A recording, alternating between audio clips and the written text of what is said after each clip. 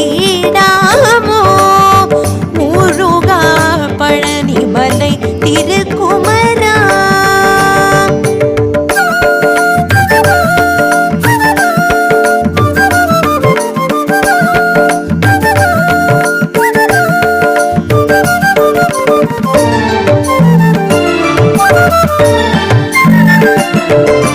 குழலின் ஓசையும் யாழின் இசையும் தும்புரு நாதமும் மதுர சங்கீதமும் சதங்கையின் ஒலியும் சங்கின் முழக்கமும் தாலாட்டின்